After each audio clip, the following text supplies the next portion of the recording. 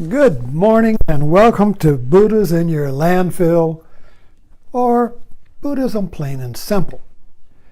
Now, I usually use the word Zen when I talk about Buddhism because Zen is like plain yogurt, and the rest of Buddhism is kind of like flavored yogurt. You got your Tibetan yogurt and your Far East, you got your Chinese yogurt, and you got your American, all these different cultures flavor Buddha, but Zen is kind of like just plain facts, just plain yogurt. So anyway, the title of this talk is The Zen of the Culture, Our Culture War. Should put that here, Our Culture War, because it's a common word, culture war, value war. It's been going on for 50 years. I mean, I'm 81, and I was very well remember the time before the culture war. It's kind of like BC, before the culture war, and then AC, after the culture war, which began in the 60s. If you want to see a documentary on that, just watch Mad Men. But anyway, so we're trying to look at the Zen of our culture war, which means that we're going to put on a wide-angle lens and go out like that, you see, and try and get a panoramic view, a wider view that includes the left and the right, you see. So this little yin-yang here is my little Zen fellow. The culture war, this would be a diagram of that, where you have the left and the right, the yin and the yang, the liberal and the conservative, and they are dividing the one, America, into 2 points, this point and that point. The duality of 2 points of view. That's basically what it is. You take 1 point, America as 1 point of view, and you divide it into 2 points of view which are contradictory, which see reality from 2 different points of view. But there can only be 1 point. There can't be 2 realities. There can't be 2 Americas. I mean, we had a civil war about that. The whole Civil War was about, is there 1 America or 2? If there's 2, that's the end of America. Now you got 2 different countries, 2 different realities, 2 different cultures, 2 different people. They drift apart. But they occupy the same land. You see the problem. You got Syria, Israel, when Germany was divided. All of these different flashpoints are when you have one land, one culture divided into 2 points of view. So that's where we are. We're not in a physical civil war like we had back in 1860s. That was a physical separation. Now we have a psychological separation. We've moved from the physical. See, the irony is that we still live in one physical world. I mean, we all go to the same Walmart. We go, you look at other countries. I travel with Anthony Bourdain, as I do in the evening, and you go to other countries, and there are physically different cultures in the same thing. He was in Lebanon the other day. And Lebanon has maybe, 5 or 6 different cultures, religions, all living there in one place, and they all look different. In other words, you go to other countries and cultures dress and look differently. And they have different foods, and they have different ways of seeing and all of that, you see. But in America, there's only one culture, and it's Walmart. So, I mean, no matter where you go in America, it's the same shopping center, the same chain stores, the same products. They all come from China. The same advertising, the same values, consumer values. We all want Coke, and we want the next best drug, and all this car and all that. We live in a flat, one America of the same consumer goods and financial system And all the states are united in this same physical universe. But psychologically, we're tearing each other apart, you see. But physically, we're all the same, with varying differences. So it's really hard to understand, because we're all sitting in our living room looking at TV, and we're all buying the same products at the same stores, and we're all going to work, and we're all commuting in the same traffic system, and we all speak the same language and all that, yet we're screaming and yelling at the TV, at the images on the TV or on the internet. Picture of Hillary comes up, goes screaming mad. But we're sitting in this one unified physical world, you see.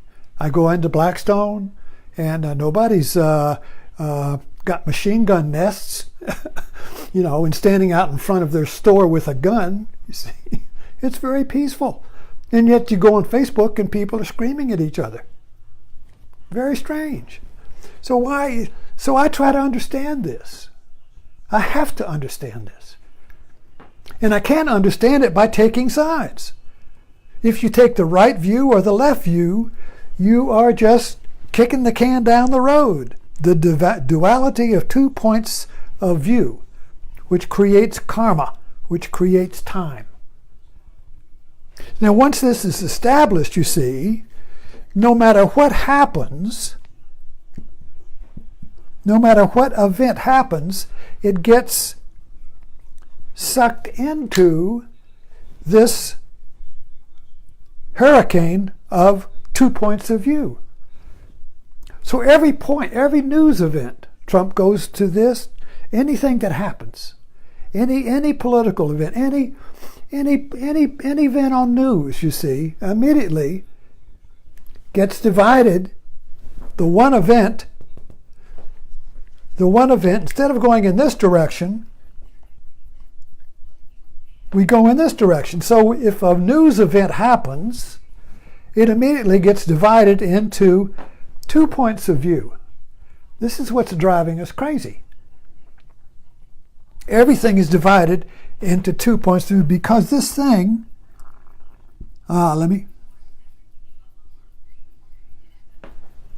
here's my little snake devouring itself. This duality of 2 points is it's called an Ouroboros. Ouroboros. Ouroboros. Took me a long time to spell that sucker. Ouroboros. It's a famous mythological symbol that has a lot of different meanings. I like to use it as a picture of our culture war where the right devours the left and the left devours the right. See, in this it's like a head and a tail, but really it's 2 heads. It's really 2 heads devouring themselves, trying to get back to the 1 point. In other words, when something happens and you divide it into 2, the momentum is to get back to 1. Now this is very this is on Facebook all the time. I'm always dealing with this. It's so neat to see. So I will post a point of view, a view of something, and it may be very abstract and very universal, like this right here. See, I'm not taking a point of view here. I'm trying to look at how our points of view create this war. So I'm not saying the right is right or left is right here. That's the left and the right view, the liberal and the conservative. I'm trying to look at the paradigm or the formula or the laws of evolution, the laws of the dialectic, the laws of the conflict, you see. That's what I'm interested in. What are the laws of this system? Not which side is right or wrong. That's what keeps it going. There's no understanding when you take sides. There's no understanding when your point of view is pitted against another. Understanding comes when you see both points of view as one system. But that doesn't mean that there is not a value. It doesn't mean there's an equivalence here. I'm just trying to understand the laws, you see. As you can see this on Facebook, I do. Somebody has a point of view, you post it, and immediately it gets divided into 2 points. And then you try to restore the point. You see, you try that, and that goes, and then that becomes 2 points. So 1, and then it becomes 2, and then 1, and then 2. So it's like an infinitely divided opinion. See, each opinion is a point of view. And so I want my opinion to be a point, the 1 point. Oh, everybody, you have such a good point of view. I see your point. Your point's a good one.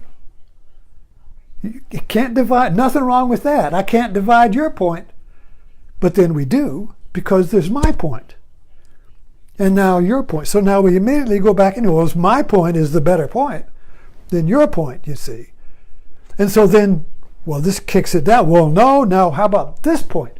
But then if you can't get to if you can't understand the laws that hold both points, what you do then is you revert to trying to kill the other point. Calling it personal. Getting personal. Well, you're an idiot. No, you're an idiot. No, you're an idiot. You're a puppet. No, you're a puppet. No, you're the puppet. No, I'm not the puppet. You're the puppet. No. So, understanding then comes when you see the system that holds the two, this infinite division of points. The infinite division of points is a false path of trying to restore the original point to become to the 1 point that has no second through division. This is trying to find out what a frog is by dividing it with a scalpel. And you keep dividing it into various parts of the organism.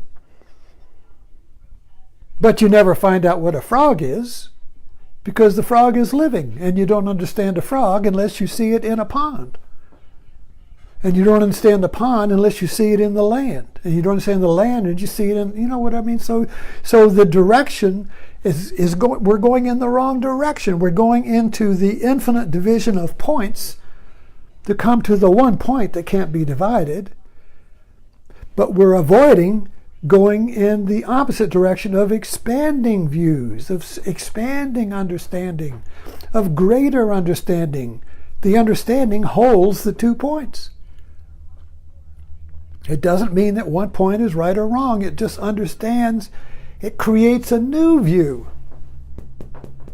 So we're kind of like in the wide-angle view here until we see the futility of this infinite division of the point into separate points of view, right and left, conservative, liberal, etc., until we shift the direction and start going into the centrifugal direction of greater holes instead of smaller holes. The Russian nesting dolls, you know that, I would like to buy one, but you've seen a picture of them. You get a big doll, you open it up, there's another doll. You open that up, there's another doll. There's another doll, there's another doll. And so you keep going in hopes of finding the one doll that can't be divided, but that's infinite. The opposite direction is you get a doll, and instead of getting a doll within that, you discover a larger doll that holds the doll you've got. Now, the larger doll that holds the doll you've got is unseen. So in order to go in the expanding direction, you have to go towards the unknown. Because the next doll that holds the doll you've got is an unknown doll. You have to create it. So we have to create a new idea of America. We have to create a new America, an idea that includes both left and right. So instead of going in the divisive direction of dividing America into smaller and smaller units, there has to be a shift. There has to be a turning point. And it'll be sudden. And it will come when the saturation of pain reaches its turning point. If I take a mic and stick it up into an amplifier, it goes, wow, wow, wow, wow, wow, wow, turn it off, you see. If I don't turn it off, the amplifier will blow up. That's painful. So we're in that kind of a feedback loop. Divide, divide, divide, divide, divide. Turn it off. It can't stop, you see. The snake is eating himself. At some point, the saturation point will come where we make a leap through the people. There will be a shift in the people. There will be a shift in the voters. There will be a shift in the consciousness. And suddenly, the momentum will shift from going smaller and smaller and smaller Russian nesting dolls to discover the doll that holds the larger doll. And the one will be restored because the one that holds all the parts is without division. You see. And it'll be new. So we don't know what it is. We don't know what it is because it's never existed before. So that's the direction I see. That's the Zen of the culture war. We're going towards a satori. We're going towards an awakening. We're going towards, aha, I see. This is a Zen cone. A Zen cone is a pair of opposites or ideas that cannot be solved logically. The only way to solve a Zen cone is to leap beyond the content of the cone, the question. And this is a shift from objective duality to subjective non-duality, or awakening, or awareness, or knowing. I know, you see. So I hope I've created a little metaphor here, a little understanding that gives you a wider view for what the hell's going on. Thanks for dropping in. And I'll see you this evening for a martini. By the way, share if you like my talks. Subscribe if you're on YouTube. Ed Conley at YouTube. Type it up. All my talks are there. Thanks for dropping in.